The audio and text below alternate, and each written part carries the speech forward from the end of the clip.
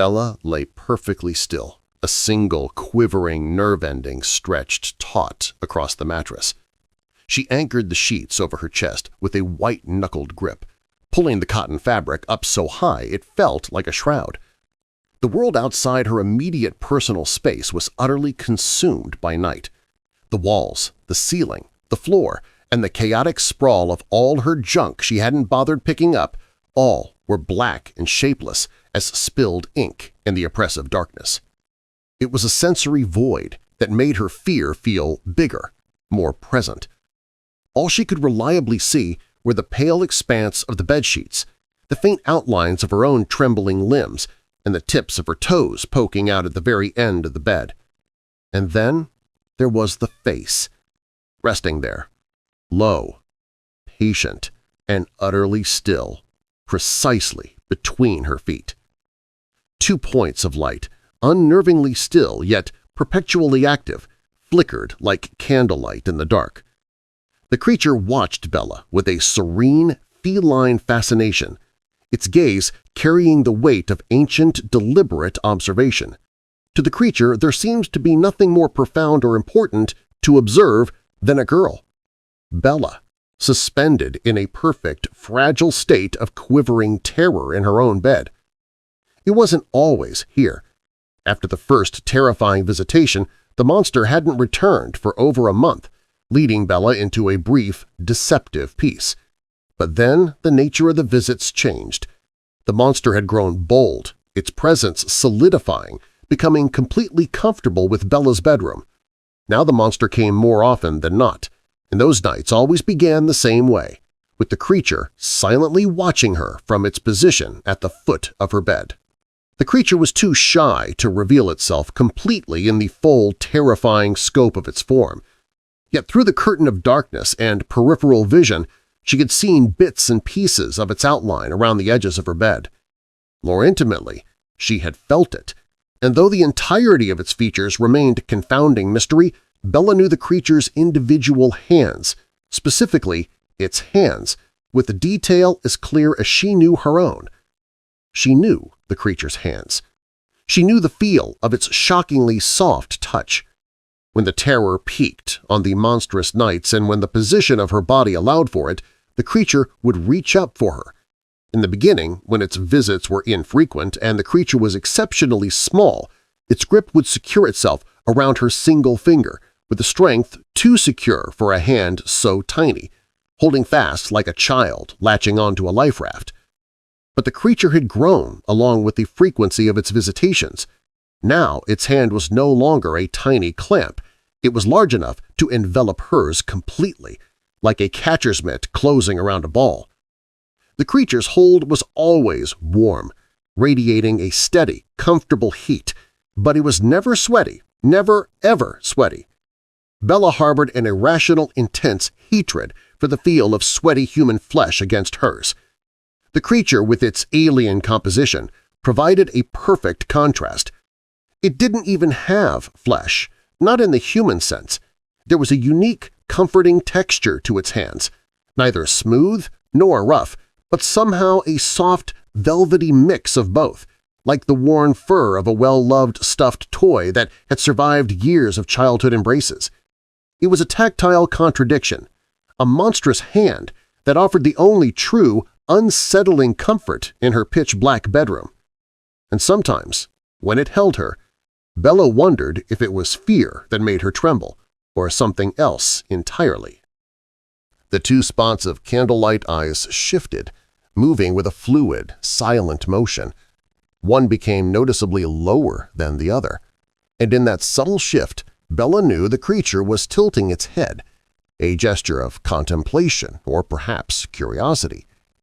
She often pondered the physics of the being, how incredibly difficult it must be to move its head even slightly beneath the ever-increasing weight of those massive horns. Though they were invisible now, utterly swallowed by the ink of the room, she knew they sprouted above those orange eyes. She had seen them on other nights. They had started as small, innocuous goat nubs the first time she had spotted them poking up over the corner of her mattress, a detail she'd almost dismissed as a trick of the darkness. The last time she caught sight of them, however, the horns had grown powerful and curving, spiraling like an ibex's. Were the creature to stand now, Bella was certain those immense, ivory weapons would tear down her ceiling in a single careless blow. How such a large, horned entity managed to crawl under her low bed in the first place was a profound mystery, but Bella had long since accepted that she did not understand much about the horrifying things that happened to her now. Why should the creature's strange physical mechanics be any stranger than the rest of her existence? Suddenly, the creature jerked, its orange eyes snapping wide and alert and its focus no longer on her. It stared intently at Bella's door. Bella's eyes instinctively followed, her internal alarm system screaming because the creature always knew before she did. Deep below the thick, plush carpeting of the hallway, a single layer of the foundational plywood squealed. No preceding sound of a footfall had been heard, and no sound followed the solitary lament to the wood. The heavy carpet muffled all steps that is, except the ones that fell upon that single, specific, betraying spot. For the other monster, the one who visited in the night, the squeal was an annoyance, something to curse and mutter about under his hot, stinking breath as he made his stumbling approach. For Bella, the sound was an agonizing warning, a siren that set her heart racing like a trapped bird. But for the creature, the silent, horned monster that looved under the bed, the squeal did nothing but evoke an immediate, terrible anger. A blinding whiteness burst through the darkness beneath the bed frame as the creature's lips peeled back, silently baring teeth. They were long and sharp as kitchen knives, catching the infinitesimal amount of ambient light. There was no sound to its snarl, no spit or guttural noise, nothing but those teeth, so unnaturally bright Bella had to squint against the sudden, shocking contrast. The doorknob turned back and forth rattling with a clumsy, drunk grip. Bella's door had no lock. Why would she need a lock? Who did she have to keep out? She had immediate, horrifying answers to those questions. Answers that she was never allowed to voice, even to herself. The inability to open the door immediately had nothing to do with the door's mechanism. The monster was just drunk again. Then, like the single step in the hallway, the door's hinges squealed. The sound was a screeching arrow that pierced Bella's ears and registered as a profound, deep pain in her bones. Her kneecaps felt like they would pop off her knees as her legs violently jerked into perfect straightness, her spine threatening to snap with the tension. She forced herself deep into the mattress, praying she would literally sink into its thickness, praying that she could simply drown in the foam and fabric. Her eyes squeezed shut as the door finally creaked open. A harsh, yellow light from the hallway flooded into the black room. She could sense the sudden illumination through her tightly closed eyelids, but she did not open them. She refused to look, no matter how strongly she wished to see the light, to see anything other than the darkness of her fear. If she looked, she knew she would see the monster, and he would finally, definitively, gobble her up. Bella tried desperately not to breathe. The heavy, toxic smell of cigarettes and stale sweat fought to claw its way up her nostrils, but she clamped down on her lungs, choosing momentary suffocation over acceptance of his presence. Deep down she knew this was just another desperate oath she couldn't keep. "Belly girl, are you awake?" The voice, thick and sticky with false kindness, was not as shaky as it once was. He was braver in his words now, braver and far more terrifyingly assured in all the things he chose to do. He came close to Bella's bedside. His presence was as noticeable as his stink. She didn't need to see him to know he was there. She never did. "Belly, be a good girl." Her grip tightened on her sheets. Sheets were her armor and shield, like that of the knights she used to read about. The monster gripped the sheets and, with a single tug, tore her armor away. And then, nothing. There was supposed to be something, the thing that always happened on nights like this. But no touch swept over her skin, no whispers reached her ears. She couldn't even smell him anymore. Slow and cautious, Bella opened her eyes. The door was still open. Her bedroom was illuminated, but she did not see her walls or floor or ceiling, or any of her junk she hadn't found the time to clean up. It was all still there, of course. She just didn't see it. Her attention was wholly possessed by the monster in her room. Not the man who visited her. He was gone. Only the creature who dwelled under her bed remained. Teeth and talons and limbs as thick as tree trunks, and so large he couldn't even stand. The creature's hulking, inky black form filled the room completely. He was crouched to allow space for his mighty horns, though it did no good. The ceiling was cracked and dented and likely to crumble should he move. His face was halfway between bear and wolf, or so Bella thought. She had never come face to face with such beasts save for in her imagination. It stared at her with its candle flame eyes. Kitchen knife fangs now vanished back into its snout. She smiled.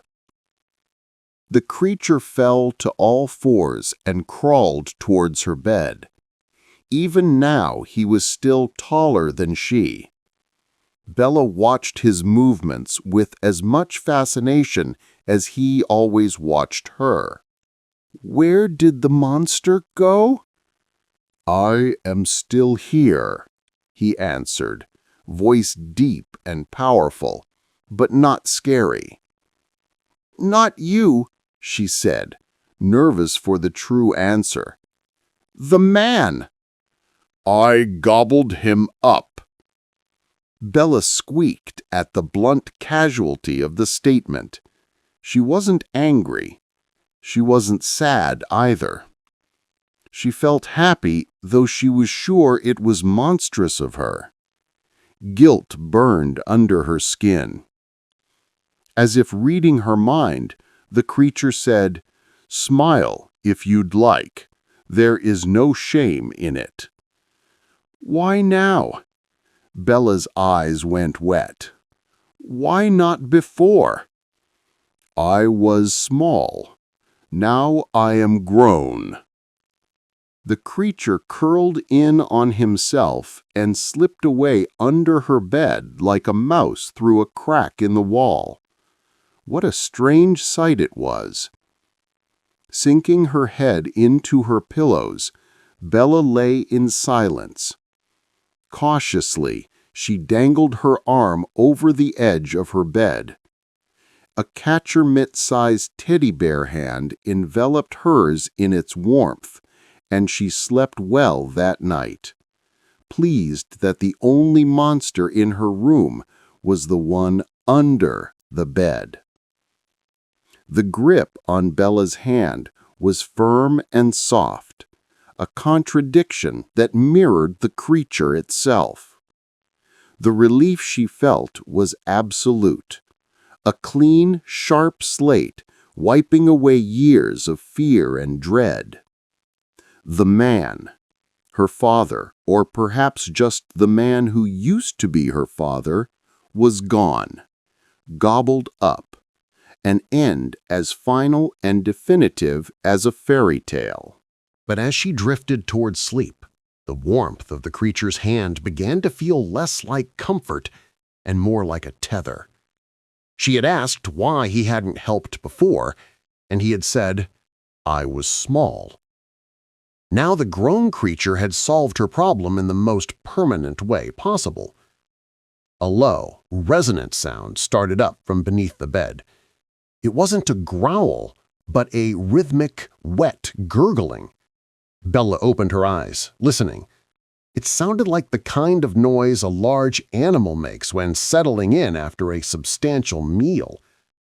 "Are you full now?" she whispered, her voice barely carrying over the sound. The creature's deep voice replied instantly. "For a while. You should sleep now, little one. There is nothing left to trouble you." But as the gurgling continued, Bella felt a chill that had nothing to do with the night air. The man had been abusive, cruel, and terrifying. She was right to be happy he was gone, but the sheer scale of the monster that had appeared, filling the room, cracking the ceiling, it was too much, too large for just one man. It felt like an overreaction.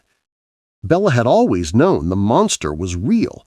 She had created him, or summoned him, or simply fed him with her emotions. He was her guardian, her terror made external, her silent friend. But she also knew that monsters require sustenance. She slowly, carefully retracted her hand. The creature's paw resisted for a moment, then released her. She sat up in bed, looking at the cracked ceiling illuminated by the pale moonlight. She could just make out the deeper cracks, the ones that spiderwebbed out from the center. "What exactly did you eat?" she asked, her voice shaking despite her best effort to keep it steady. The gurgling stopped instantly. A long, unsettling silence followed, heavy with the dust of the crumbling plaster. "The man," the creature repeated, the voice now low and cautious. "And his anger? Yes, that tasted stale. And his sadness? It was very heavy. I took it all. And his memories?" Another pause. Longer this time. They were the most filling. Bella's mind flashed back to the moment the creature had appeared. It hadn't just materialized, it had emerged from a shadow that grew impossibly deep in the corner of the room, near the old trunk. It was a place she often used for hiding, a place she was often forced into. She climbed out of bed, ignoring the creak of the mattress, and walked to the corner. The floorboards were intact, but the air here felt different. It was intensely cold and smelled faintly of wet stone and old cologne. She looked down not at the corner, but at the patch of carpet directly beneath where the creature's bulk had rested. There was no residue, no stain, but there was a small, almost invisible indentation. She knelt and brushed the carpet aside. She found a tiny discarded scrap of paper. It was a receipt for a birthday cake, a memory from her 7th birthday, the last happy one she could distinctly recall. Bella stood up, her eyes wide with a horrifying understanding. The monster wasn't merely a guardian or a protector. He was a creature of symbiotic exchange. He didn't just eat the man, he consumed the whole emotional landscape of the person who had tormented her, taking his essence, his memories, and his dark emotions to grow. And in return for his service, the monster left behind only the sweetest, most innocent fragments of the man's former life, the memories she wished her father had been. But that wasn't the final horrifying truth.